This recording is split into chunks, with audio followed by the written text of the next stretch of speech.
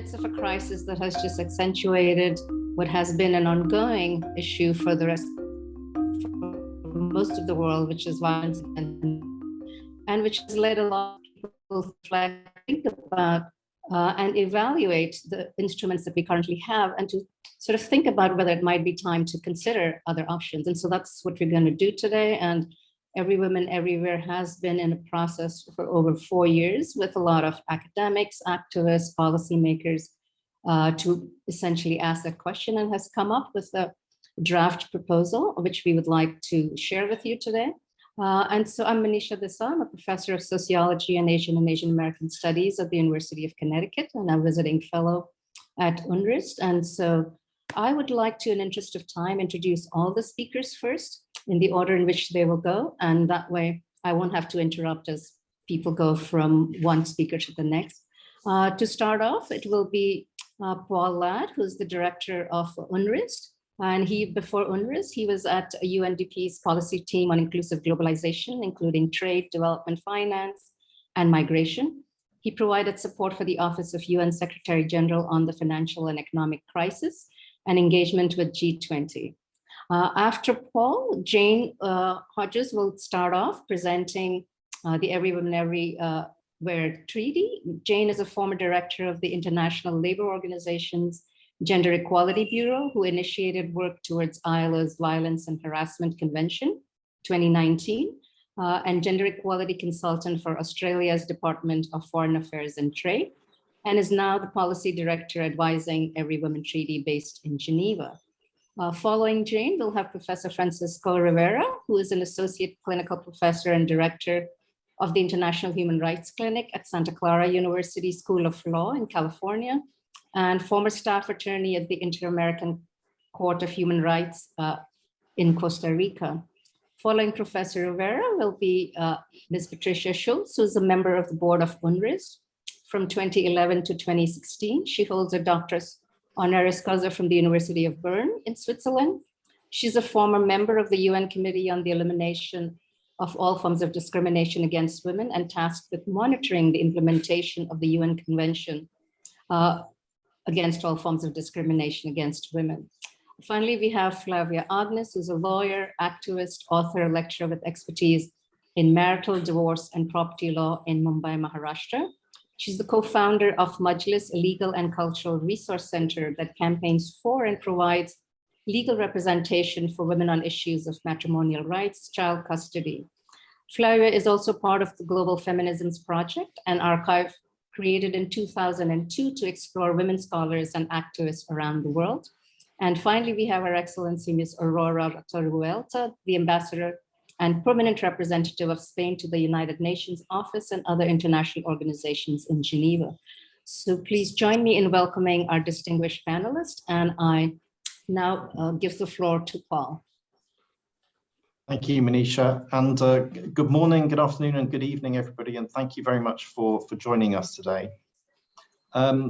I've been an international gender champion since 2015 when I came as director to UNRISD. I'm incredibly happy to be able to host this seminar today with the Gender Champions Network.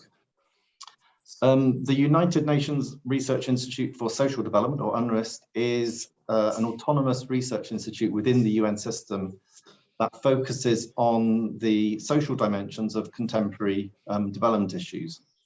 And one of our 4 research programs is on gender justice and development. UNRISD has a long history and legacy of progressive research on gender equality that goes back several decades. In our current program, the focus, at least initially, is on 3 areas: feminist approaches to climate change, the changing world of work, especially given technology and COVID, and particularly for women in care, and also backlash and anti-genderism.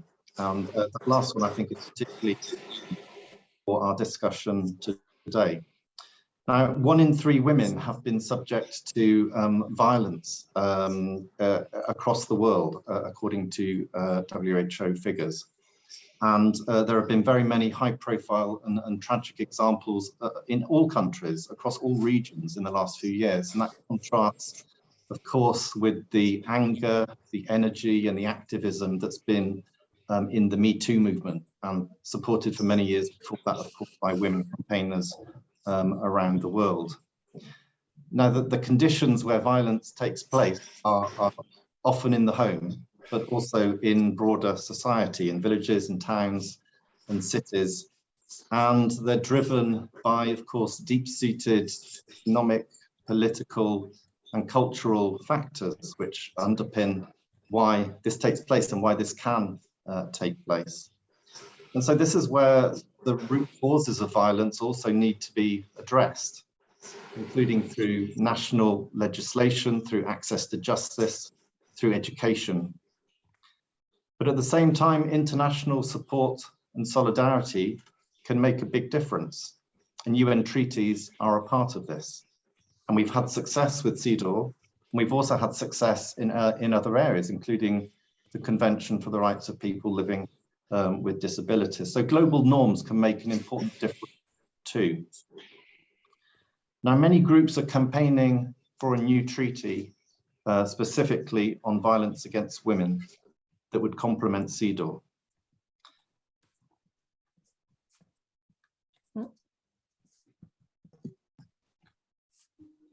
Now, while all in this virtual room will agree with the end goal of ending violence against women, there are also technical, political, and tactical elements to consider and questions to ask. Among them, what does CEDAW currently contribute? And is there a gap?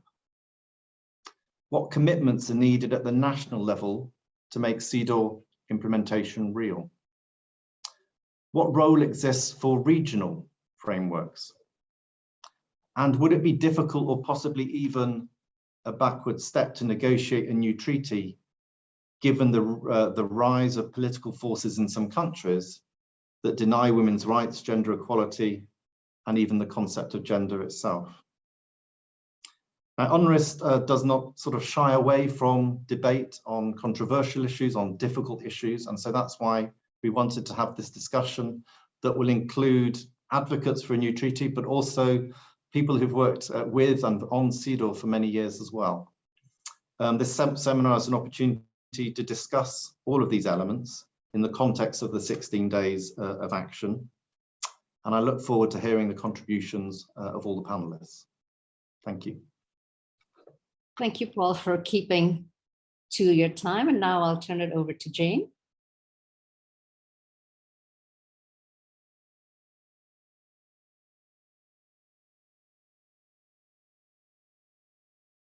Jane, you need to unmute. Jane, you need to unmute. I was being so careful. Thank you so much, UNRISD and the International Gender Champions, for co-hosting this important space to discuss options to end one of the most, if not the most, atrocious human rights violation in the world, violence against women and girls, particularly hosting it now during the 16 days of activism to end gender-based violence. Perfect timing. Thank you both. Every Woman Treaty is a coalition of 1,700 women's rights activists, mainly grassroots activists, but going right through the gamut of academics, diplomats, survivors, of course, leaders of groups that are interested in ending this particular scourge. And we work across 128 countries. It started in 2013, so there's a good 8 years worth of backing behind us. I'm a recent member since I retired from the International Labour Organization Gender Equality Bureau, where I was the director for 10 years. During these 8 years, Every Woman Treaty has engaged in serious, in-depth consultations about the phenomenon itself, the data collection, but more importantly, the root reasons, the underlying reasons why violence against women is not only not diminishing with all the wonderful national laws that are being adopted, but it is in fact on the increase. It was on the increase even before the COVID pandemic gave those extra spaces for certain types of violence to skyrocket. the prevalence particularly of domestic violence when women and perpetrators of violence against them are locked down in the same space. During those 8 years, and particularly the last 4, the consultations were paralleled with research that came up with basically 3 clusters of gaps in the international framework that we live in now. A normative gap, a geographical gap, and an enforcement gap. I'm going to talk in the next 10 minutes about the normative gap, and other esteemed panelists will follow up with the further analysis. But I think we can all say safely, the right of women and girls to be free from violence is a universal human right. And it presupposes a standard that no violence is acceptable that should apply to all women in all places at all times.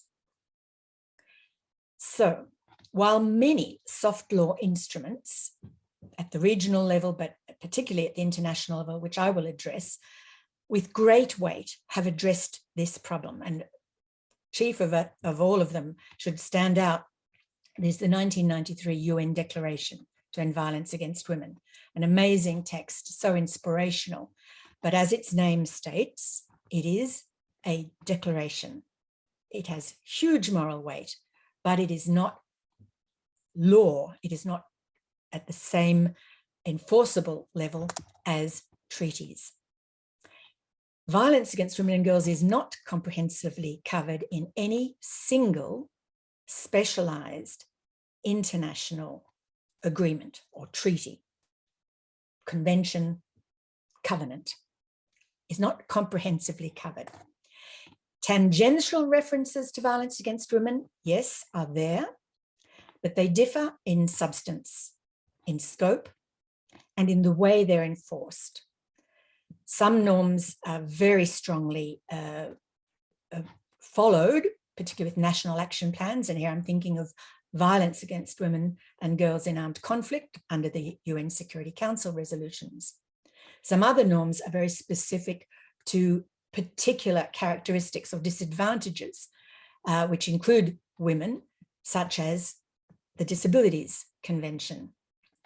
But let's be clear, no single international treaty currently comprehensively addresses all aspects of a state's duty to respect, protect, and fulfill every woman's right to live free from violence. The patchwork is not working, and women constitute half of the world's population. That means something needs to be done now. The every woman approach is to suggest that we work right now for a new, self-standing, holistic treaty focused solely on violence against women and girls to provide normative specificity and remove lack of clarity over definitions and responsibilities. Looking first to CEDAW.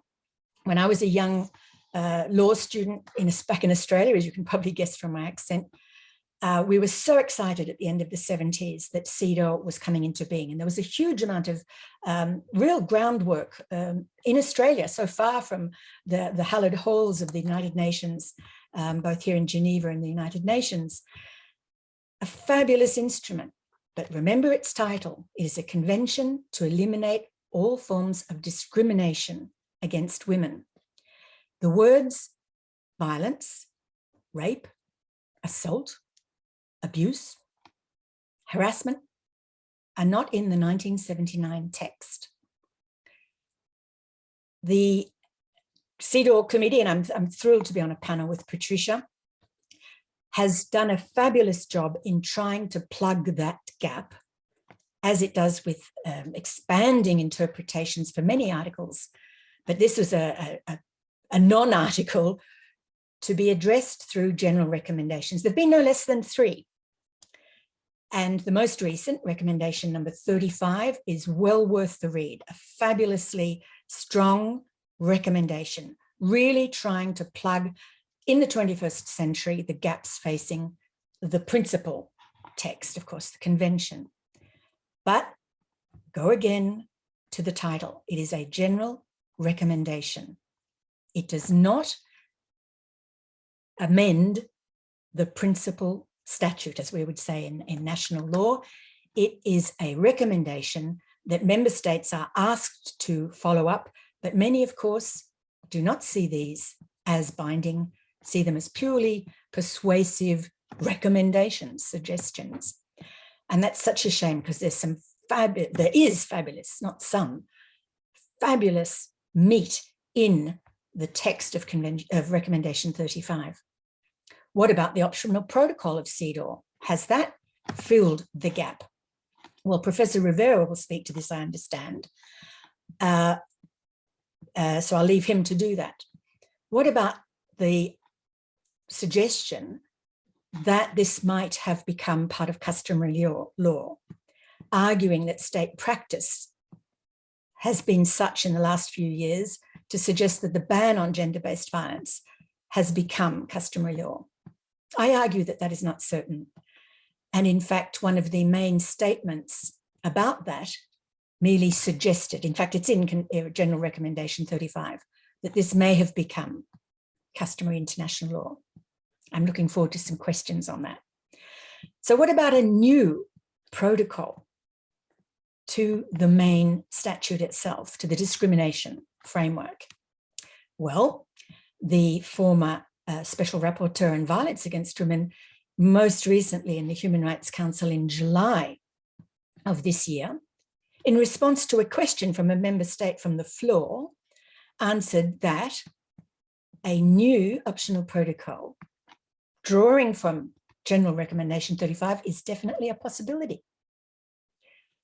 But from the point of view of our research and consultations, it still is unfit for purpose in the 21st century, in that we are squeezing this important standalone issue of violence against women and girls into a discrimination optic within the main treaty. The way reporting is done now with CEDAW, and Patricia will no doubt be speaking to this, gives a space to violence against women and girls. But look at the actual national reports that come in, the narratives, the listing of different laws by name. There's no seriousness. Let's be frank. There's no seriousness in addressing it at the moment. Other conventions, of course, could have the possibility of taking in violence against women, and I particularly look at the Convention Against Torture. But we need something that internationally specifically looks to the question. A last word on ILO Convention 190, which is very close to my heart, obviously, given my 30 years working in the world of work. A fabulous convention on ending violence and harassment. Just to let you know, your time's up. So okay, well, I'll just say that it's a fabulous instrument. Please ratify it, any governments who are listening. But remember, it is an international labour standard. It does not reach the global arena where women and girls worldwide need a new self-standing treaty. Thank you. Thank you so much. And again, sorry, but just in the interest of making sure that all our panelists get their turn and that we have space for discussion, I am going to keep you all to your 10-minute limit. So if I can please invite Fran to go next. Excellent. Yes. Good morning, afternoon, or evening, wherever you are. And thank you for inviting me to talk about this very important issue. So let me begin by stating the obvious, which is that we all share a very deep concern and commitment to end, what Paul mentioned is the, the most prevalent, human rights violation in the world, which is violence against women and girls. And I think it is, one of the most prevalent, if not the most prevalent human rights violation in the world. As Paul mentioned, according to the World Health Organization, more than 1 in 3 women around the world experience intimate partner or sexual violence in their lifetimes. So, I think we all agree that this is a very serious and pervasive human rights violation. And we believe that it merits its own attention, right? We, in this case, the international community, we've done this before, right? This is not a new strategy. And that's the first point that I would like to make. If you look, as Jane was mentioning, if you look at the types of international treaties, that we have, they can be divided into 3 basic categories. So first, we have general treaties that cover all types of human rights, with regards to all categories of individuals. You could mention the ICCPR and the ICESCR, for example. So that would be the ones covering civil and political and economic, social, and cultural rights, right? And then we have treaties that focus on specific rights, for example, treaties on torture, right? And on racial discrimination, for example. And then we have treaties that focus on specific categories of individuals, women, children, persons with disabilities, and so on and so forth. So all of these types of treaties, they overlap with each other in very meaningful ways, right? So for example, if you look at Article 26 of the ICCPR, the one on civil and political rights, that article prohibits discrimination generally and racial discrimination specifically. So you could say that since discrimination on the basis of race was already prohibited in the ICCPR, some could say that there's no real need, to have yet another treaty covering that same issue that's covered in the ICCPR. But because racial discrimination was and continues to be, of course, such an important and prevalent human rights violation, we in the international community determined that a more specific, separate treaty was warranted and necessary. And that was the Convention on the Elimination of Racial Discrimination. And the same can be true, as Jane mentioned, of torture. Article 7 of that same treaty, the ICCPR, prohibits torture. But nevertheless, states decided to adopt a more specific treaty to address, this important and prevalent human rights violation. And if you actually look at the preamble of the Convention Against Torture, it describes this rationale, which is our rationale, perfectly. The preamble recognizes that torture was already prohibited in Article 7 of ICCPR and in other instruments, I should add, right? And then the preamble states that states parties to the Convention Against Torture, nevertheless, and I'm quoting, desire to make more effective the struggle against torture, right? And they therefore agreed to adopt a more specific treaty. So that is the exact same reason why we are pushing for the adoption of a more specific treaty than CEDAW, right? Than the Convention on the Elimination of Discrimination Against Women, right? Which is to make more effective the struggle against violence against women. So yes, of course, CEDAW prohibits some forms of violence against women in the text itself. And then the general recommendations by the CEDAW committee provide really important and further guidance on this matter. But the same can be said of the ICCPR and the Human Rights Committee's, for example, General Comment 20, which addresses the prohibition of torture, right? So the point is that this is not a zero-sum game in which providing more normative protection regarding one right somehow diminishes the protections already provided, in other treaties.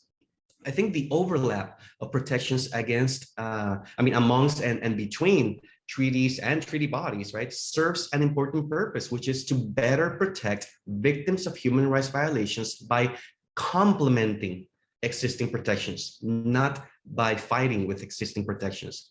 I think how we interpret this overlap, determines whether we support a new treaty on violence against women or not.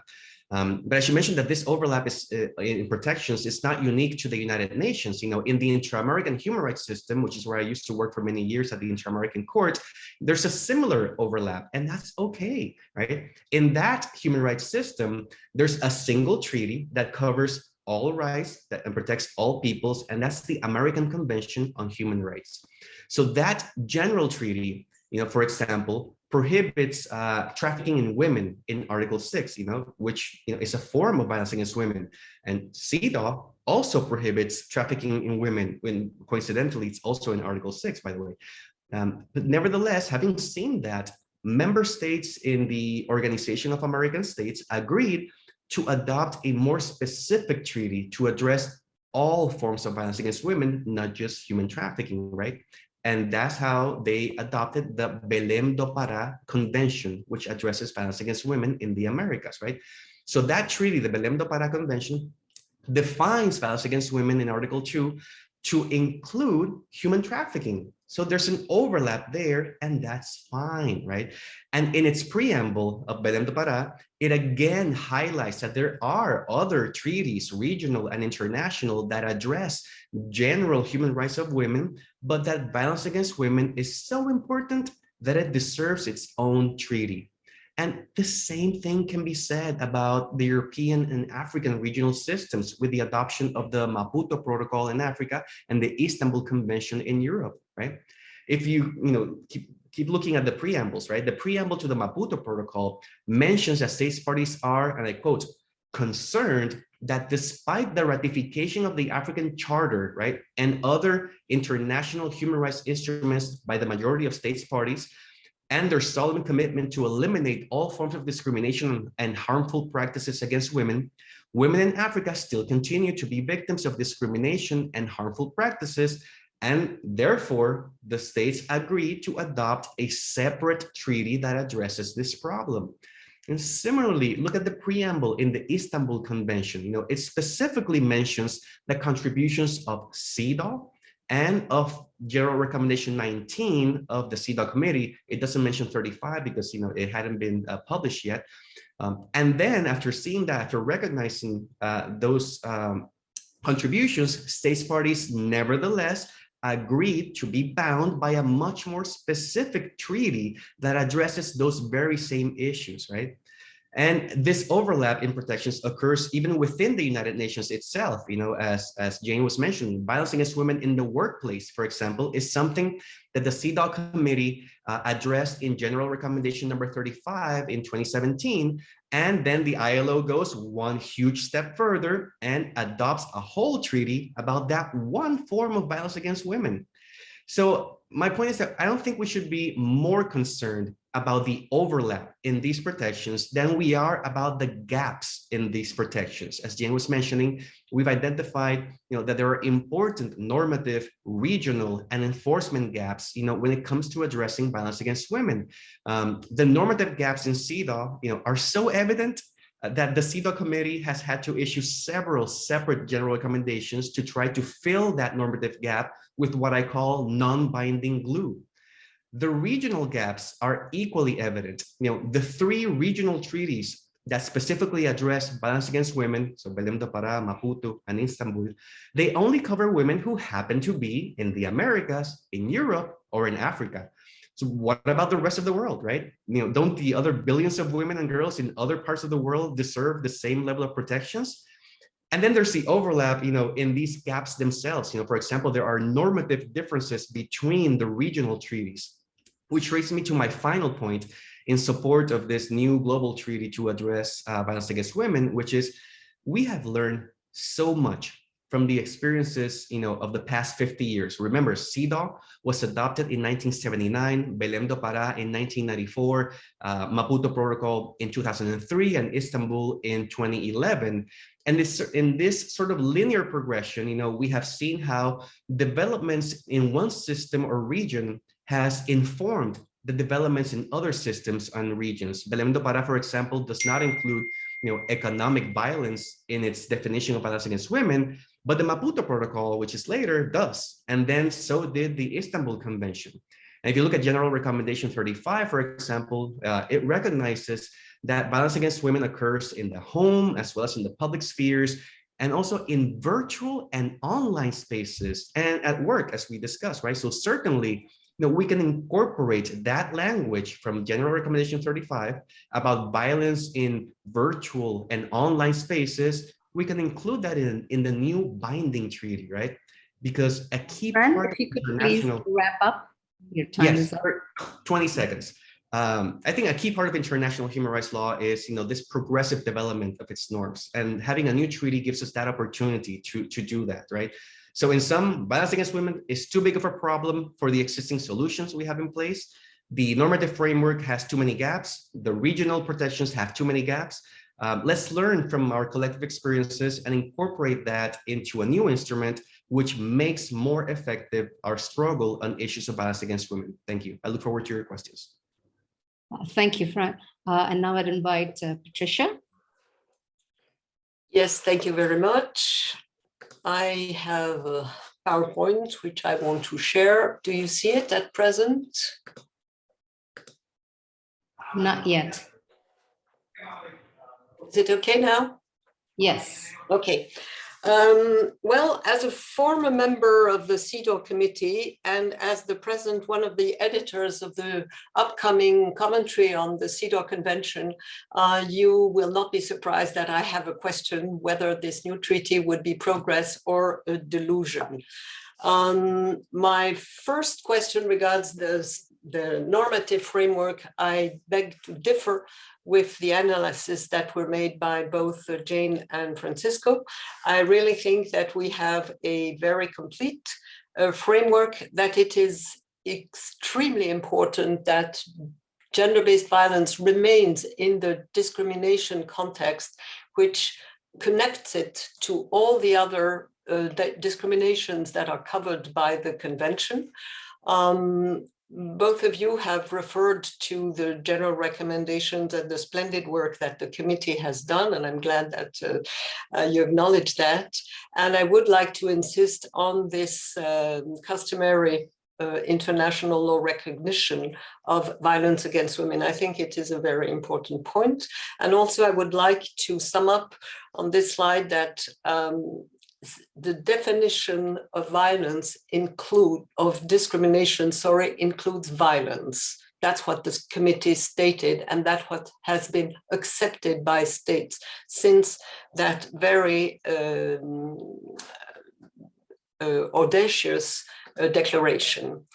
Now I'd like to come to the issue of monitoring. We have an experts committee that produces concluding observations and recommendations. They are country specific, detailed and precise. They cover all aspects of what the draft treaty suggests. And we have jurisprudence under the optional protocol. I'll give one example from the inquiry on the UK and Northern Ireland, the near impossibility of getting an abortion. Here, the committee declared that those restrictions on abortion were a form of gender-based violence, potentially amounting to torture or cruel, inhuman and degrading treatment in violation of Articles 2 and 5, read with Article 1 of the Convention. We have also numerous individual communications addressing different forms and settings of gender-based violence. And I'll take the case of Angela González Carreño versus Spain. Here, the committee decided that the Spanish authorities were in violation of their due diligence obligation to prevent the violence that the daughter of the author González Carreño supported. She was killed by her father, the ex-husband of the author of the communication. It was a lengthy process at the national level. There were the CEDAW recommendations, which the Supreme Court of Spain declared as binding for the Spanish authorities, and it awarded 600,000 euros of damages to the mother of the child who had been killed. So this is an example of the standard setting role of the committee and its possibility of evolving the issue of violence against women and defining the obligations of states.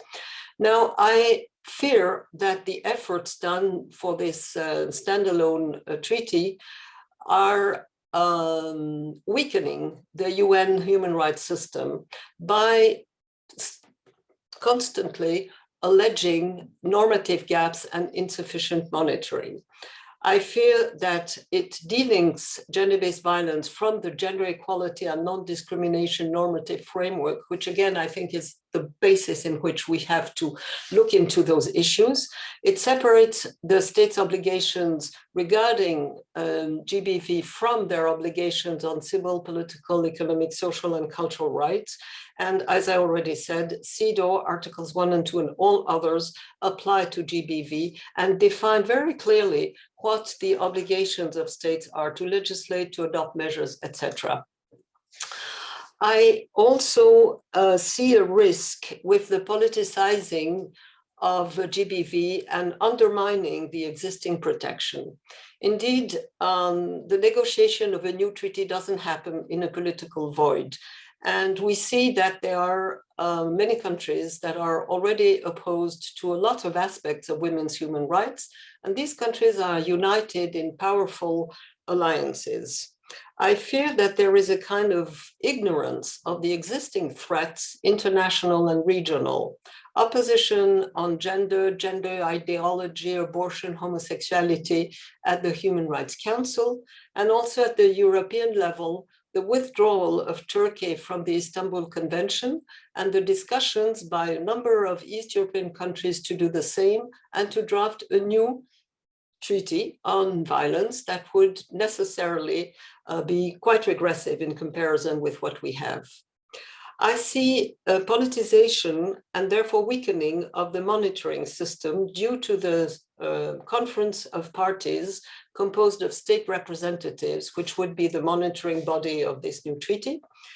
I think we would have playing political games instead of having independence and impartiality of the experts of the treaty body.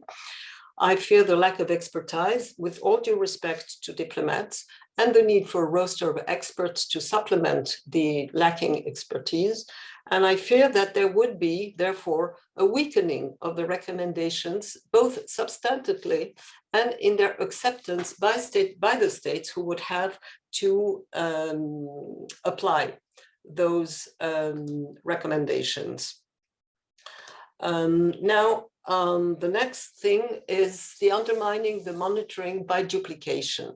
States are already complaining of duplication and having to answer the same questions and deal with the same issues in front of many treaty bodies. Here we would organize a system. We have 2 treaties dealing directly with gender-based violence in addition with the ones who also deal with it. We'd have 2 periodicity, reporting duties before different monitoring mechanisms that would have different requirements for reporting and would risk having different recommendations due to the politicization that I fear of the conference of parties. So this would represent an additional load for states, OHCHR, civil society organizations. I was the director of the Federal Office for Gender Equality of Switzerland, and I can tell you I know of this load because we presented the reports to the CEDAW committee and other. We participated for others, and I know the weight. So this duplication organized on GBV is already problematic from what we receive from messages from states that criticize this situation. I fear the misleading hopes on resources and time. I don't believe that any treaty will ensure resources for violence. I see that from the treaties on human rights. They don't bring money and people to implement as such. You would need years of negotiations for the new treaty, divesting efforts, resources, and attention from implementation.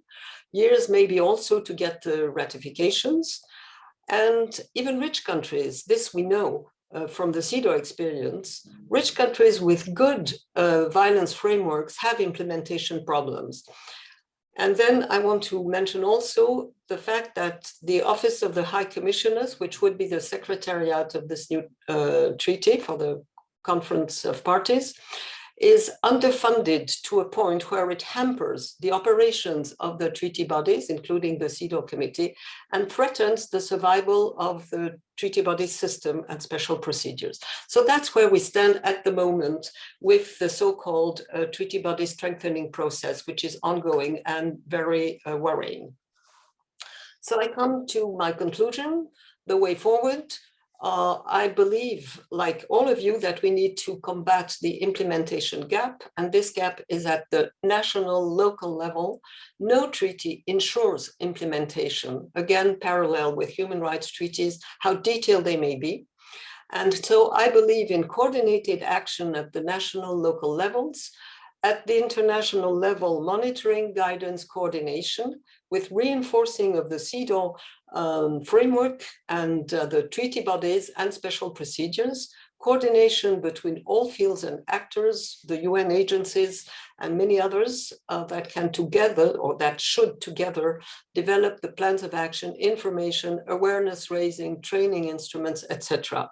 I believe in using existing frameworks like the SDGs, in ensuring exchanges also at the national, regional, and international level. And my advice would be to gear all efforts to implement the framework that we have. It is already very detailed. Also, when you think of all the guidelines and information that has been developed outside of the treaty bodies and the CEDAW specific framework. So that's what I would really suggest. And as a reminder, the Istanbul Convention is open to ratification by any country, even outside of the European region. So if you want a detailed treaty, there's already one there. Thank you. Thank you, Patricia. Flavia?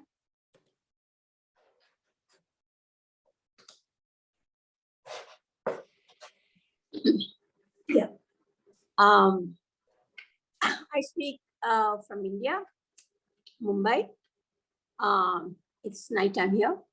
I've been concerned with issues of violence against women for a very, very long time, since 1980. And India, we have addressed two types of violence. One is domestic violence, and one is sexual violence. So, and if we see the statistics, the cases that are being reported, if you see the graph, you can see a steady increase in the cases that are reported. For the sexual violence, we have had some very gruesome cases which became internationally famous, particularly the case known as Nirbhaya case in Delhi, where a young 22-year-old was gang raped and very brutally assaulted, and subsequently she died, following which we had law reform. We also in 2012 had a separate law for sexual violence of children, where there is the mandatory reporting.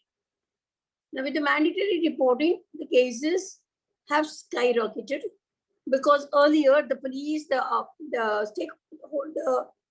stakeholders under this law used to cover up, but now that possibility is not there. So that is another of our concern. Domestic violence, we started the issue in 1980s as a cultural specific crime of dowry harassment and dowry death, and not violence in gender. It's taken us a long time from 83 to 2005 to have a law on domestic violence, which is a civil law. So while we have criminal law to deal with it, we also have civil law for rights.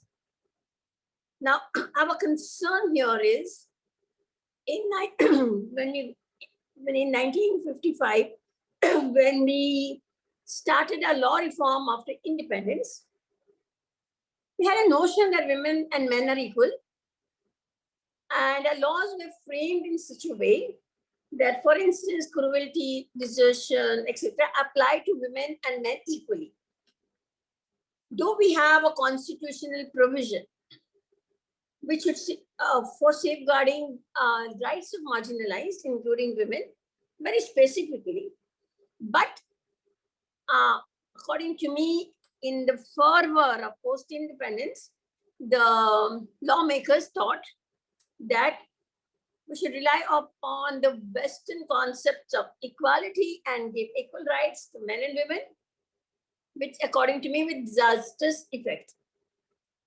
For instance, a man can get a divorce on the ground that a woman cannot, a woman who declines to have sex with him causes him cruelty. Or also in a joint family structure, not adhering to the norms of the joint family, what insisting on a separate residence, etc., was considered as cruelty. Whereas for women, it was the basic issue of survival. And we like throwing her out of the matrimonial home, snatching her children away, insisting on sex, not allowing her to work, not allowing her to terminate pregnancy. Now, all these were for women basic rights of survival, but our legal system never acknowledged them as such. So in 2005, when we got this special law, for the first time we we identified that there is gender-based violence, there is violence against women. And from there onwards, we have moved, not changed our matrimonial laws, but we have moved on to recognize very specific types of violence against women in the matrimonial home, as well as sexual violence. Now we are signatories to CEDAW, we are signatories to various UN treaties, etc. But what influence do they have on domestic statutes is very nebulous, and we actually do not have research and surveys to analyze that and understand why CEDAW and others are not having an impact on the community, in the courts, and in the lives of women. So this particular treaty, according to me, addresses very specifically every woman faces domestic violence, whichever country she is in, and that we need very specific conditions, we have very specific provisions which make the state accountable. Because passing laws is one thing, but making the state accountable for enforcing those laws is extremely difficult, and we don't have. We don't have budgetary provisions. Like, for instance, we don't have safe homes. Though the Domestic Violence Act prescribed safe homes for those escaping violence, it is not taken up at all. And though passing laws is easy, spending money, creating the infrastructure, and providing the resources for women to get out of violence, we are totally lacking. And that is why you see, though issue of domestic and sexual violence have been very much in the public domain, have been a very important concern for the women's movement, we don't see any results on the ground at all, either in rural area or in urban area. So when you see making state accountable, budgeting for the safety mechanisms, creating that infrastructure, and a binding provision which help to monitor whether this is being done, I think this is extremely important. We do have CEDAW, we have other overlapping treaties, etc. But I think this treaty will, in a way, will bring in that much needed, fill in the much needed gaps which have not been filled in before under the more general clauses where domestic violence, sexual violence is also there, but the accountability mechanisms are not there. So when I read the documents, what I was most impressed about is the need for budgetary allocation, accountability regarding budgetary allocation, and monitoring how these things are worked on the ground, according to me, are most important factors. In fact, our region, that whole South Asia region, Bangladesh, India, Pakistan, etc., have the highest rate of violence against women. We term very high on this. And there is a cultural norm that you accept violence. Much as we say equality, non-discrimination, etc., we still have a cultural component which excuses violence, which condones violence. And also women have no choice. In fact, when domestic violence issue was highlighted, many countries set up rescue homes, shelter homes, short-term residences, etc. And if you see in India, such a thing has never happened. Government has not spent any amount in creating these resources. So in a situation of extreme violence, women prefer to die. And we have a very high rate of married women committing suicide. We have a high rate of rape victims committing suicide, so that they actually, I don't want to use the word survivor because they don't survive. And this has been our major problem. Now, there's supposed to be compensation for rape victim that is meager, that is caught up in such technical rigmaroles. And there is also suspicion that women tell lies. There is always the thing that women manipulate the system. Though the statistics tell a different story, we still believe, our authorities still believe, our government believes, our judges believe that women are misusing the law. Women are manipulating the system for monetary benefits, though monetary benefits are absolutely meager and only a very few are able to avail of it. So this is our ground reality.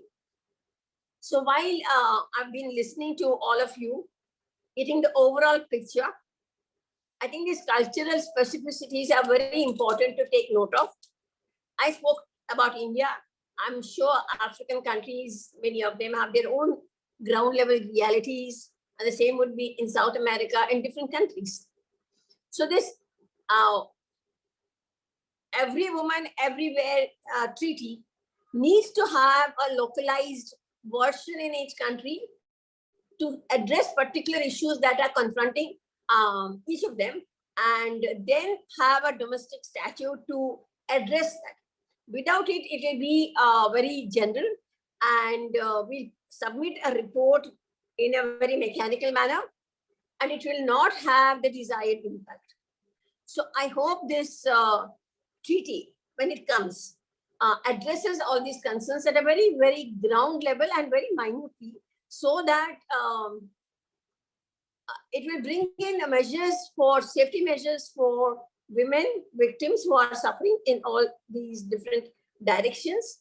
And the state parties are bound to make those necessary budgetary allocations to each of them, not just the developed countries, but we need to do it right down to developing countries, countries which are not developing, going through acute financial stress. Each of them need to have earmarked this provision. And I hope that UN and UN agencies will address these issues, I think, very, very specifically. During the pandemic, as we saw everywhere, violence against women increased. It is all the more, it happened all the more in India, particularly in the area of work, because the state agencies, when they brought in lockdown, they never actually addressed themselves to the gender-specific normative patterns that are there.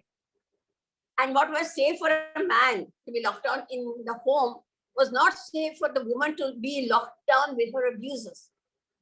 But even worse, the entire state machinery washed their hands. The police, the courts, nothing was working. The shelter homes, the rescue home, nothing was working. And women were really, really desperate. There was no conveyance, there was no travel, there's no way of reaching a police station, or there's no way of reaching a shelter home, safe shelter. Nothing of this was working. And according to me, this is a way in which policies are made in a very gender blind way.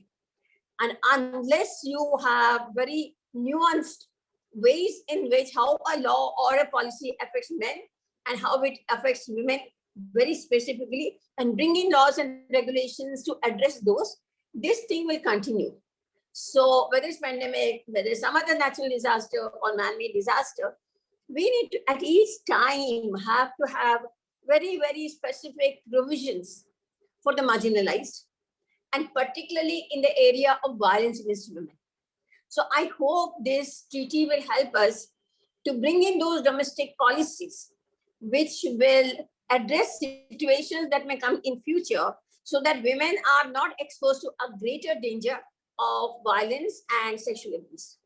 The one last thing I want to flag here as cruelty to women, children, we have many cases coming up where 10-year-old, 12-year-old, 14-year-old are pregnant, and they're pregnant at an advanced stage of like 24 weeks or above. The procedure to get a permission to abort is so challenging and so cumbersome that by the time her case reaches the High Court, a medical board has to be constituted, etc. And by the time it becomes too late for an abortion. Now, when that happens, the courts say it is better to deliver, go through the full pregnancy. So a 10-year-old is made to go through an entire pregnancy and deliver a child. And you can imagine the harm that is being caused to her body, to her bones, to her development. And here, it is not a choice. It is not a choice. It is not fetal abnormalities. It is not a failure of contraceptives, but a crime has been committed on her. Maybe a father, maybe an uncle, maybe it is incest, or it's from a neighbor, whatever. A crime has been committed on the child, and we don't have an understanding how to deal with that pregnancy. And we deal it with a very general kind of mechanism. So, in fact, I'm going to write about it in a few days' time, that what happens to the child is one thing. And sometimes by the time you're ready for the abortion, and she induces labor, she has a live birth. Now, when that live birth happens, this child is kept in the hospital for a month or 2 months, just so that she's there to give the child for adoption, which is totally unnecessary. So we have this lot of nuanced positions. And I hope when we're doing treaties like this, we use it, adapt it in a domestic situation, we should be able to identify all of them and rectify them so that the treaty becomes meaningful. Thank you. Thank you, Flavia. Pauline, could you please play the message from the ambassador?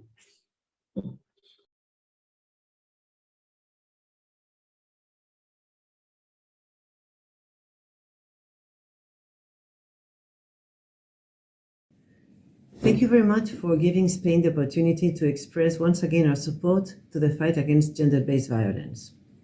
It is a real honor to close this event in the framework of the International Day for the Elimination of Violence Against Women. Gender-based violence is not discriminatory. It exists in all countries, at all social levels, and governments and societies have the power to stop it. The Declaration on the Elimination of Violence Against Women, issued by the UN General Assembly in 1993, defines violence against women as any act of gender-based violence that results in or is likely to result in physical, sexual, or psychological harm or suffering to women, including threats of such acts, coercion, or arbitrary deprivation of liberty, whether occurring in public or in private life. But figures are devastating.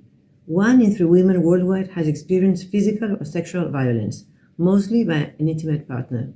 And let's not forget children, boys and girls, who suffer the consequences of gender-based violence. Our commitment to them is to preserve an ordinary life far from violence and mistreatment. Spain is an unequivocal and active partner of multilateralism because we believe that global challenges need global and unified responses and action. The Istanbul Convention is one of those tools that can help us to stop this shadow pandemic affecting women and girls. Spain is firmly committed to advocating in favor of the universalization of the Istanbul Convention in the deep belief that it is the appropriate instrument to protect all women's and girls' rights throughout the 4-pillar approach, which incorporates comprehensive actions on prevention, protection, prosecution, and co-oriented policies. For that reason, we call on more states to join and ratify the convention, and we regret that some states are having second thoughts about its ratification, or even worse, are withdrawing. Allow me now to talk to you about the Spanish record regarding the fight against gender-based violence. Already, in 2004, my country registered a forward leap in fighting gender-based violence when the Organic Law 1/2004 of Integral Measures Against Gender Violence was passed with unanimous support. This law is binding for all public authorities and introduced notable innovations such as the creation of specialized courts on violence against women. In 2007, the Ministry for Internal Affairs put in place the Integral Monitoring System in cases of gender-based violence, VOGen, which deals with more than 550,000 cases of gender-based violence and aims at protecting women's and children's life in danger. In 2007, the State Pact Against Gender Violence was adopted. This pact marks a turning point for the actions of public authorities in eradicating all forms of gender violence in Spain. Among other measures, the pact establishes the government delegation for gender-based violence, who is in charge of the coordination and promotion of the measures comprised. The aim is that the state pact will be respected by every party leading the government in any particular time. Recently, in November 25, 2021, the state pact was renewed and improved the measures in place. All these are examples of how Spain is ever enhancing its commitment to put an end to gender-based violence. Together with the legislative measures, social and public awareness is imperative to put in practice the prevention approach, because despite all these continuing efforts, women continue to be controlled, threatened, assaulted, and murdered. Progress will only be possible through the commitment of all social and political sectors to place the issue at the top of the political agenda. Political will is as important as financial investment to elaborate credible indicators. Silence on the matter does not mean the inexistence of the problem, and to gather disaggregated data to better understand the seriousness of the problem. Let us face this challenge. If we do not double the efforts now, the fulfillment of SDG 5 is at stake, and we cannot afford to leave behind and alone 50% of the world's population. Let's do it all together, juntas. Muchas gracias.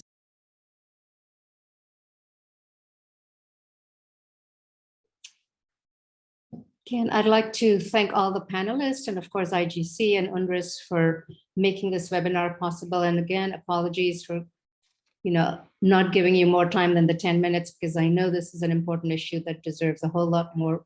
But in the interest of getting our thoughts out and also getting a lot more conversation going, I had to keep you to that. So now I welcome questions, and Pauline is going to try and group those together. And I already have first questions, so I will ask those. And any of you who would like to respond to this, the panelists, please feel free to do so.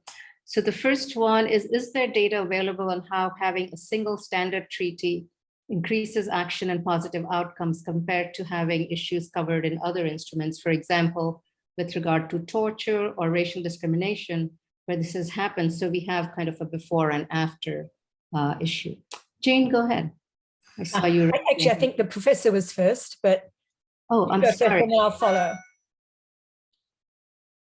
Oh, okay. I was just going to do a quick national example on that. I saw that question, really interesting. So much data is needed. It's more at the, I can't speak from the International Labour Organization level, although they do some really good data, hard data, metrics-based checking of reports that come in, not just looking at the narratives, looking at which law, checking a provision of a law against an article of an international labour convention. But one of the examples is in the United States with the Violence Against Women Act. And there's some serious data crunching was going on to prove that after that law came into force, 30% less cases were reported. So, at the domestic level, having a specific law seems to really cut the mustard and be fit for purpose. Quick answer there. Fran? Yes, thank you. So, so as I mentioned, in the Americas, violence against women was protected under a general treaty, so the American Convention on Human Rights, and then under a specific treaty, the Belém do Pará Convention. So we can look, at a before and after in this specific context of violence against women, and in the context of a specific treaty, just like we're arguing, right? And the results are clear. Under Belém do Pará, domestically, states have an obligation to modify their domestic laws and policies to make them compatible with the treaty, with Belém do Pará. And the evidence shows that states have done so.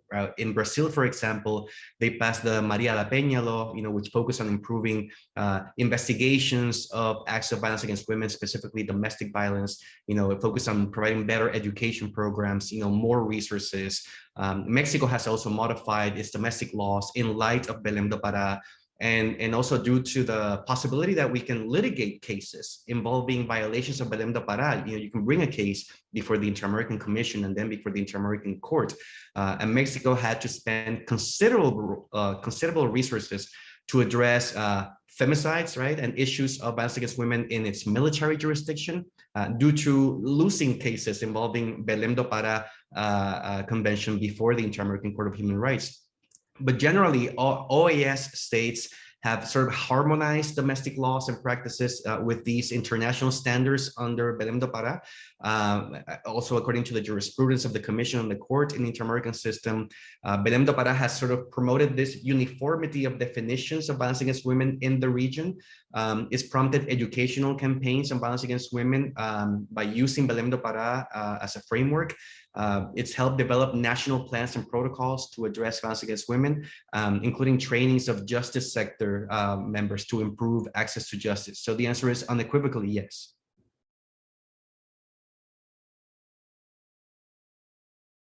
Patricia, go ahead. Yes, thank you. Yeah, from the CEDAW experience, under CEDAW, under the convention, states have an obligation to modify their criminal laws just as well, their criminal codes and also their procedural codes that often contain rules that prevent women from getting access to justice in cases of violence. For instance, you have cases where the procedural law asks for requirements that are impossible to meet in cases of violence against women, like witnesses to the acts. We know that a rape hardly ever happens in public, so that's one obstacle to remove. Now, what we see with the efforts of that states have made, and through the periodic reporting that they do in front of the CEDAW committee, we saw numerous changes in criminal laws, for instance, on the incrimination of marital rape, which was not done in many countries and which now is being, I won't say generalized because this is too optimistic a view, but is being introduced more and more in more and more legislations.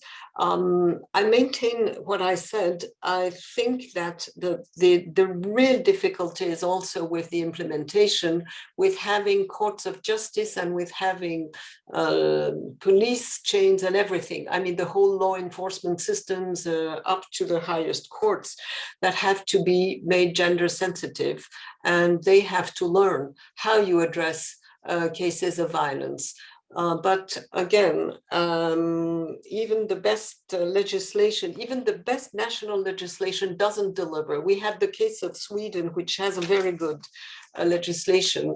And at the before last dialogue with them, with the delegation, a very pointed question was asked to the delegation on the increase of violence despite this excellent framework. So the issue of violence is so deeply ingrained, etc., that I really think that we have to work at the grassroots level. We have to work to convince people. There's a lot of changes that have to happen in the minds of people. Otherwise, we won't reach anything. And a treaty as such doesn't produces this change. Thanks. I would like to call upon Caroline Walter, who has her hand up, if you would like to go. Caroline?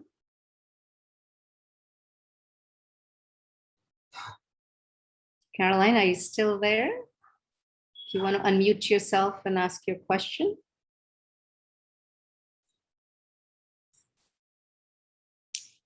Okay, while we wait for Caroline, I'll go to the next question that's in the chat about what is the data for gender-based violence and AV cases per year? I'm not sure if anyone has that data. What, you mean worldwide or per country? It doesn't specify. The question just states what is the data for GBV AV cases per year. So I imagine the question is worldwide, I would imagine, since we're talking globally. Well, I think the best source, of course, is that World Health Organization's survey, the world survey that they do, that everyone's been quoting, and it's been a stable, sadly, statistic of 1 in 3 women suffering intimate partner violence in the course of their lifetime. And that's been the data coming out of the last 3, if I'm not wrong, if not 4 worldwide surveys. Countries like Australia also have groups called ANROS who do their own surveys. And I think the Australian Statistical Bureau also does at regular intervals a major public survey. I mean, huge, we're talking huge numbers of violence in a set period, so that there can be serious tracking of whether the laws are working, whether the training is working, whether the sufficient budget is working, and trying to pick out where the spikes are. For example, one can imagine with a pandemic like COVID and all the associated violence-related issues, there will be spikes in anyone's data gathering. But do you want me to give the link to the WHO latest document? That would be great. Sure. This is a question specifically for Flavia. Her question, it asks, what are the current challenges you see with the issues of mandates and legal actions against violence against women with growing fundamentalism and Hindutva? And what can we do as a community of scholars and activists in India and abroad while being aware of the real threats that are present, not only against women and girls who are victims of violence, but also as educators?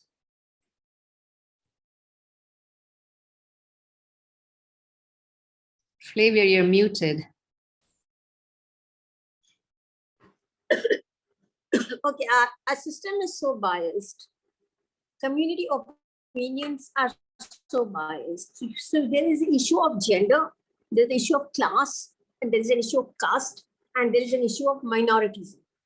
So in fact, women's lives are entangled in all this, and it becomes really difficult if you have to deal with issues of sexual or domestic violence.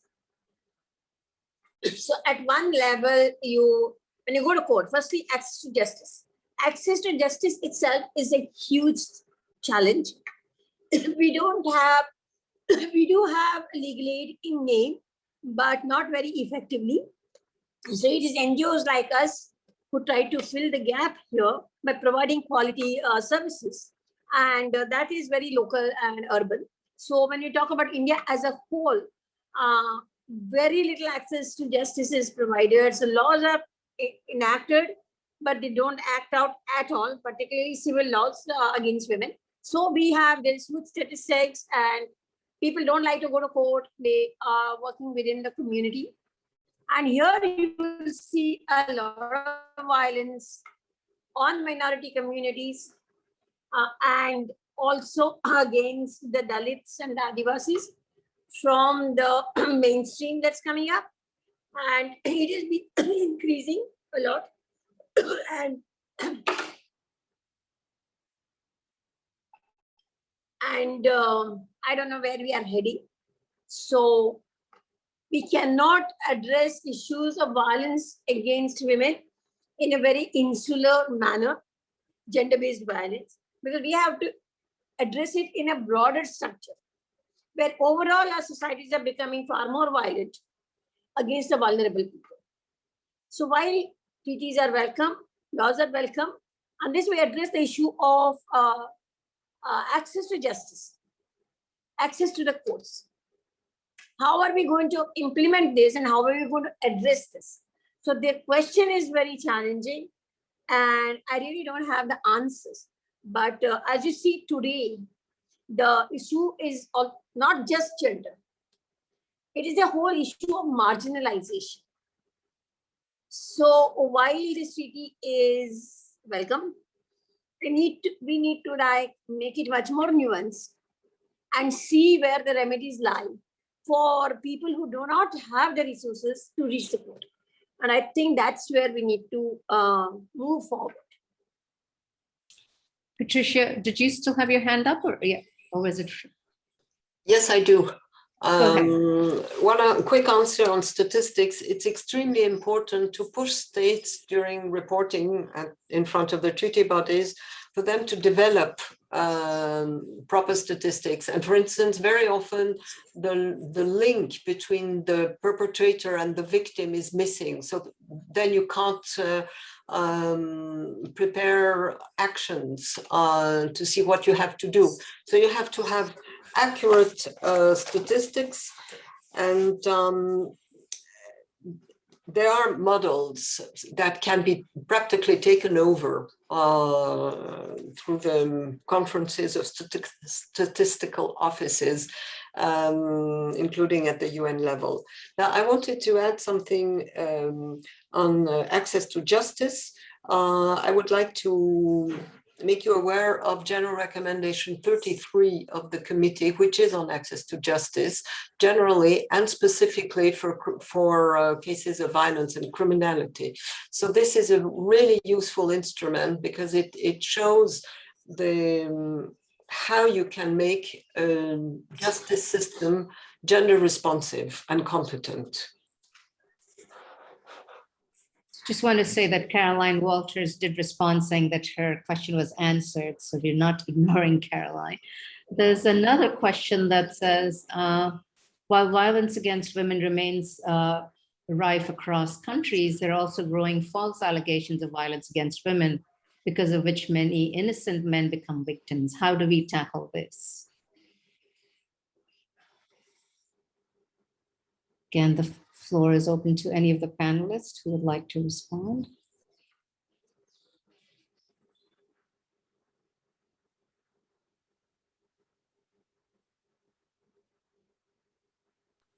It is not a deafening silence. I was trying to unmute myself. Clearly, any national law will have its, as was mentioned, procedural aspects that will make sure that complaints are based on a certain fact. How the then procedure goes, whether, for example, it's violence in the world of work, whether you'd follow a normal workplace grievance procedure, or as the Violence and Harassment Convention 190 points out, having a full procedure wherein, and this is in the recommendation 206 accompanying 190, where the burden of proof, once a prima facie case of violence is made, the burden of proving that the violence was not actually, well, gender-based in this case, or that there was no violence, turns to the alleged perpetrator, except in criminal cases. That was negotiated with a great deal of difficulty in the ILO negotiating committee, but it's in there. But all of the one commonality of all of these is that there must, of course, be due process guarantees, and both regarding whistleblowers and regarding witness protection and so forth. So I'm a bit surprised. I've studied a lot of national legislation in this area, particularly obviously the world of work, but I'm a bit surprised that there's still allegations of false claims.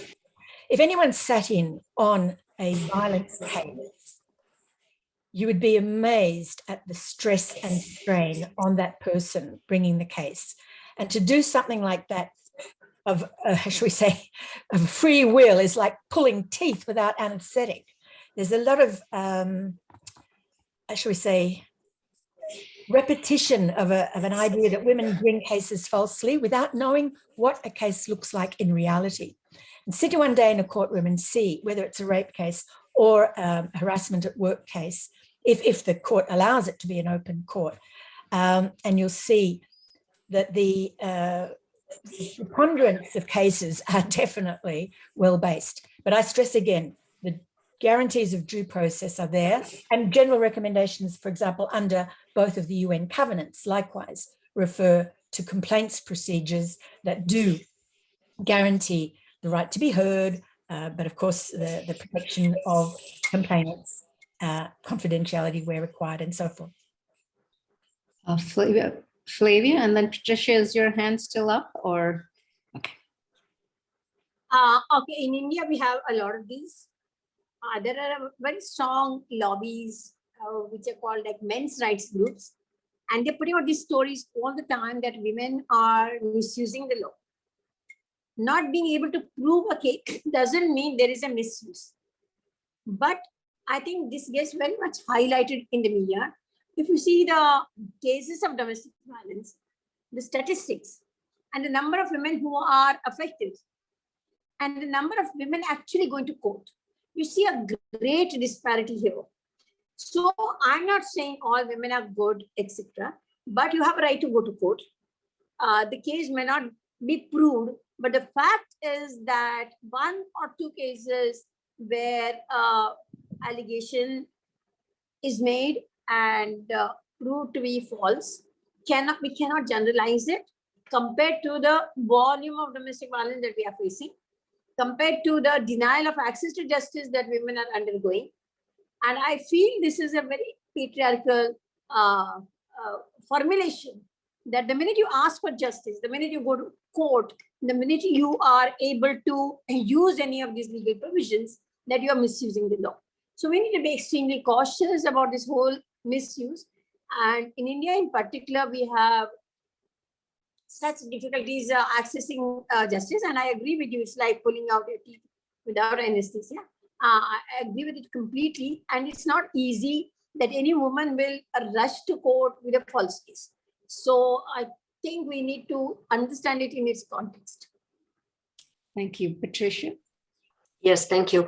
I've seen those cases both at the national level in my country, Switzerland, and a number of times in the CEDAW reporting.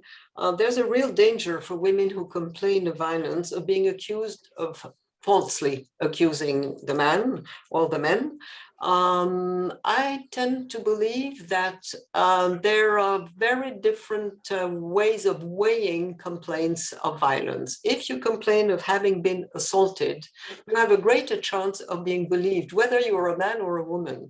Not assaulted, that your money has been stolen through escroquerie, something like that. But if you complain of violence, be it in a domestic setting or at work, for instance, there is a high risk that you will be served another blow, which is the justice apparatus siding with the man, the alleged perpetrator.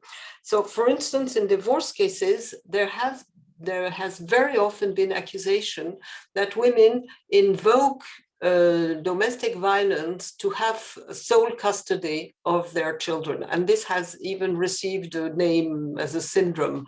And CEDAW has been very attentive to that and made delegations aware of the risk of this misuse by men of the law.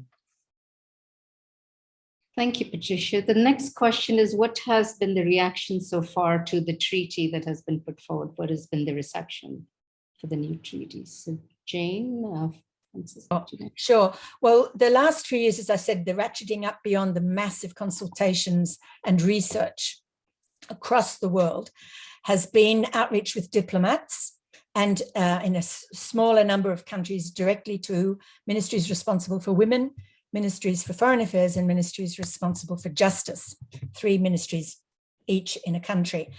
Over 100, 104, I think, even maybe 106 now, sets of diplomats have been in dialogue with every woman.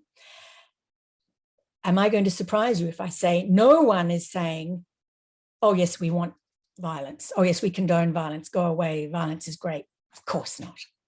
Everyone is saying, we recognize the problem, we appreciate the data, we know, we report, we have our own laws, and many of them are saying, when are you going to come out and when are you going to get a mandate, whether it be in the United Nations, in particular the Human Rights Council, to start negotiating a new treaty. So there's been a very strong response. And I think we put up in the chat that most recently, since September, we've had 3 very high-level endorsements. 2 African presidents, first from Nigeria, President Buhari, bless him, at the United Nations General Assembly in September, made a statement calling for now a global self-standing treaty. And likewise, the Secretary General of the Organization of American States, also in September, tweeted on that.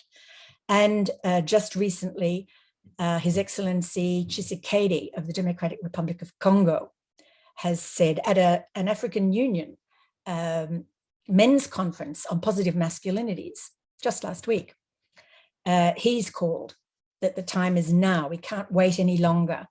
We can't kind of nitpick about, will this work in the, no one has a crystal glass and ball and is able to say this is going to save the world.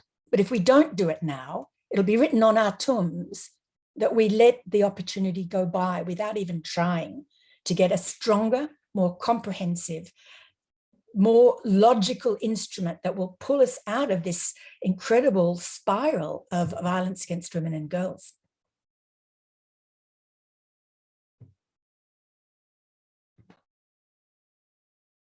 Another question. Patricia, did you have your hand up or no? Okay, the next question is, are the connection being made between CEDAW as it exists, the aspiration for a specific new treaty, and genocide in terms of the international understanding of the prohibition against and prevention of genocide? Is gender-based violence genocide? It's an interesting question. Go ahead, Fran. I'll take a stab at it.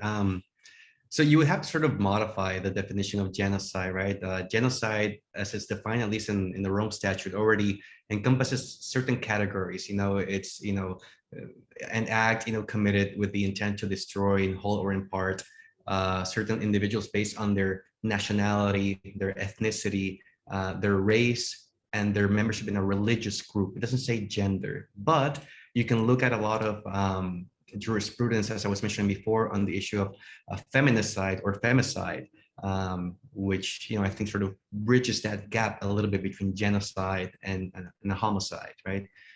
So hopefully that answers some of your question. Patricia, did you? Yeah, so far from the CEDAW side, I don't think it has addressed gender-based violence as genocide, but as certain forms being forms of torture or other cruel, inhuman, or degrading treatment. But it's a very interesting question to follow. Fleur, if you're still around, you had raised your hand earlier. If you'd like to go ahead and ask your question.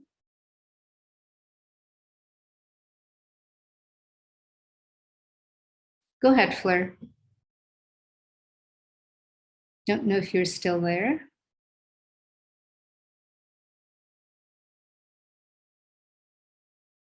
I see a raised hand in Fleur, but maybe they might not be around. In which case, we just have a few more minutes. If the panelists, I'd like to give you each a minute or so to give us your thoughts. I'll be cheeky and leap in because I just didn't want to leave without a response to some of the points in Patricia's PowerPoint, particularly from the realism point. I've had 30 years and more working in the supervisory system of the ILO and knowing the problem, particularly the problem of reporting times and reporting pressures. And I'll take that one first. Yes, a new treaty will be yet another set of metrics-based questions to answer by some ministries in some countries. At the moment, for example, ministries of labour would be responding to, if their countries ratify Convention 190 on violence in the world of work, and ministries of foreign affairs would be responding on another text, and ministry responsible for women would no doubt, as Patricia gave the Swiss example, be responding for CEDAW. They don't talk to each other. They are all answering report forms or questionnaires, doing their own good on them job. If we have a treaty that brings together the best from all the current systems, that is an enormous advantage. It is work, but it's an enormous advantage to have in one place information from all these different government entities, including, of course, national human rights institutions and gender commissions, which are more and more common, both under constitutional law and gender equality laws.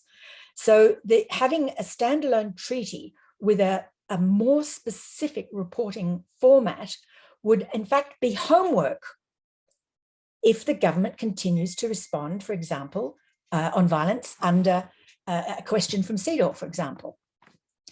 As it is, the units aren't talking enough to each other. The statistical collections aren't IT-wise compatible. And this, in fact, would be an enormous leap forward to bring in consistency And in the long run, maybe not the first 2 years, maybe not the first 4 years, but in the long run, there will be time saved because there's a better organized treaty around which to report on this particular item. In fact, who knows, some very good PhD dissertation will one day be writing that because of this, even the way ministries meet, rather than having once a year ministerial meeting or every quarter permanent secretaries getting together to discuss one or other issue that might fall across, for example, children's rights that fall across several ministries. This might be a springboard towards a much more organized system. The other thing I wanted to quickly talk about was budget. I know. And the human rights system is straining. The latest report on the treaty bodies mechanism updates likewise is coming up with some great ideas about online reporting and using IT. You know, bless it, behind COVID, there's even a silver-lined cloud that will show us that we can do a lot more with IT if you happen to have a good connection.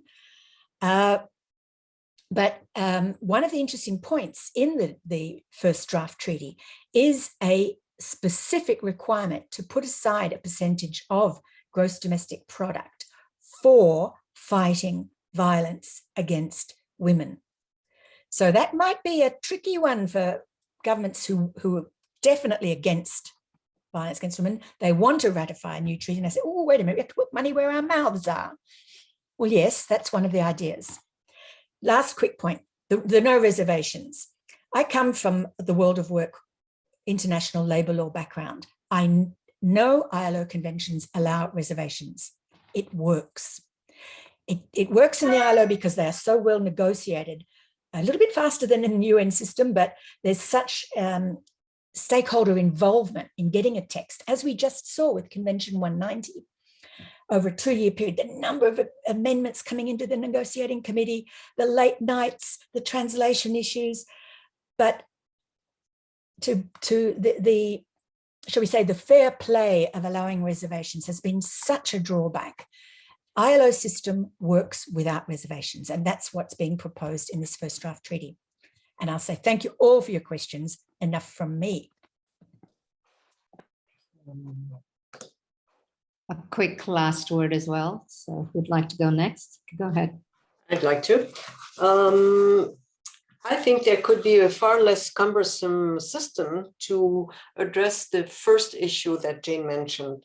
The CEDAW committee has been recommending quite systematically to state parties to have a permanent interministerial group system that would be responsible both for the reporting, but also for the checking that the implementation that has to be done by the ministries at the national level, and then by the when you have non-centralized countries, by all the other further lower levels, that you would have a system that the information is gathered there, the institutional memory is there, the competence is there and is shared. And that's something that I think works. We have had very good examples already from states that have organized this, and this is something I would highly recommend.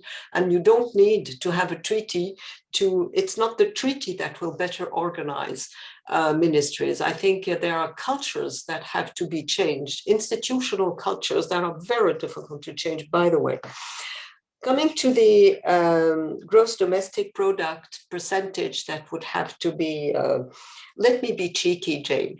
I think that if you keep that in the draft treaty, you won't have countries ratifying it without reservations, because that's the money issue. They won't go for that, but still, that's it's your draft. Now, I would like to mention the fact that the reporting system is really in dire danger. The backlog is enormous. The backlog on individual communications is growing by the year, increasing sometimes by 60% from one year to the previous one, with no personnel from the Office of the High Commissioner to deal with this amount of work so that they could prepare the draft for adoption by the treaty bodies. So before you create a new mechanism, I would say, really, let's make sure that there is the money and the resources to make the present system function at the level where it should function to ensure the protection of human rights of all, and in particular of women, to be protected against violence. So that's a very important point, I think.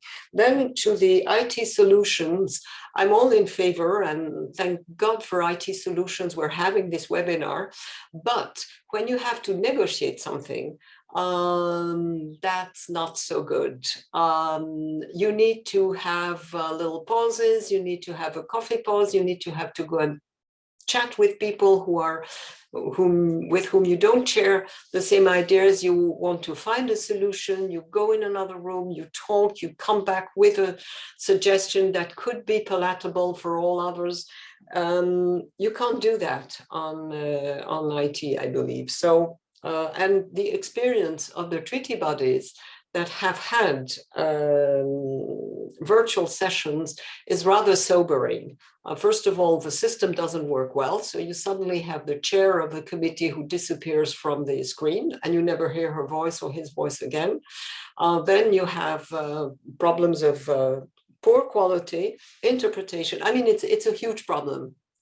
Maybe it can be done, but I really think that nothing replaces a direct contact of a delegation representing their country and saying what they've done, the obstacles they have met, their willingness or unwillingness to overcome those obstacles to take new measures. So I would really hope that we keep a system where human beings meet human beings to find solutions and to overcome violence against women. Thank you. Thanks. Fran, do you want to take, and then I'll let Flavia have the last word. Sure, thank you. First of all, I just want to say I'm very thankful to be in this paneling. I admire all of you, and I respect Patricia's opinion a lot. I admire her tireless work, to address violence against women. I just don't share some of her opinions, right? For example, calling out the gaps, for example, doesn't create them. I think they are there, and we have to be honest about, the analysis and criticize what needs to be criticized and commend what needs to be commended. For example, I think general recommendations have great content, but states are neither bound by them, nor are states even including them or detailed accounts about their compliance in their state's reports to CEDAW. I think we can do better. I think the obligation to modify domestic law under CEDAW is not as comprehensive as the obligations under Belém do Pará or Istanbul, for example. But we do agree on many things. I'm nodding my head, when Patricia's talking about domestic implementation. And when you say that, or when she says that no treaty ensures implementation at the local level, completely agree. But that argument applies to any and all laws, right? At all levels, domestic or international. I think we have to agree that laws matter, though, right? And implementation is a separate question, that's equally important. Which is why we're including in our text, the requirement that states develop strong national plans of action and enforcement mechanisms. I agree that the key is to have those strong mechanisms that are developed in light of strong norms. So the law matters, right? And at least our treaty provides a legally binding obligation for states to do so, specifically with matters of violence against women. One final point that I just want to mention about customary international law. I think saying that violence against women is covered under customary international law, and therefore there's no need for a specific treaty, it's not a very accurate characterization. I think we have to be much more specific, what aspects of violence against women are covered. You mentioned prohibition of restrictions on abortions. Is that part of customary international law? That would be a hard argument, right? Prohibition of economic violence is part of customary international law. Prohibition of violence against transgender women is part of customary international law. So in our draft, we address dozens of other examples that are not covered under customary international law. And we, again, believe that that's one of the reasons precisely why we should have a treaty, so that states don't have to figure out, what is it that's prohibited? What are our obligations? A single treaty that combines the best of your great work in CEDAW and the CEDAW committee, is what we support in this scenario. So thank you, everybody. Flavia?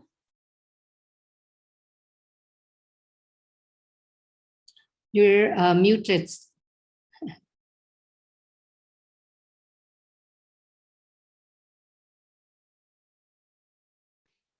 Yeah, hi. I agree with Jane that firstly, you need to set in place a mechanism where different ministries come together and adhere to a standard of reporting. Today, we don't have that in our country at all. And a lot of data gets missed out in different ministries, and it's very difficult to analyze it. So I appreciate that suggestion very much, to have a mechanism where all the concerned ministries come together and evolve a reporting mechanism so that it is easier, both in international standards as well as in domestic, to monitor what's happening after the treaty is enacted. The second point, I also agree with Patricia about IT, but I feel, I mean, there's a cost involved of traveling, there are other constraints, etc. So one could have preliminary meetings earlier to understand and clarify issues, and then you come to a certain understanding, and then at the final stage you actually meet to draw up the final treaty, because otherwise it will not be feasible. And the third point I would like to flag, which I've said in my presentation also, which has been mentioned by other people, this entire thing of budgetary allocation, monitoring of the budgetary allocation, where is the money coming from? And without having adequate budgetary allocation, this will not work. It will just be another treaty, and the reporting will be done in a very haphazard manner. And there is actually no way of understanding how things are changing on the ground 1 year down the line or 5 years down the line. So these are some of the very important key issues we need to address, and so on. Again, I'd like to thank each of the panelists for really providing a thought-provoking presentation. I'd like to thank Pauline from IGC for making all the IT behind the scenes work. And I'd like to thank UNRISD, everyone at UNRISD and IGC for agreeing and allowing us to host this webinar. So thank you, everyone, and good morning, good night, good evening, wherever you are, and I hope you have a great day. Yeah. And thank you, facilitator. Thank you. Thank you, Manisha. Bye, everyone. Bye-bye.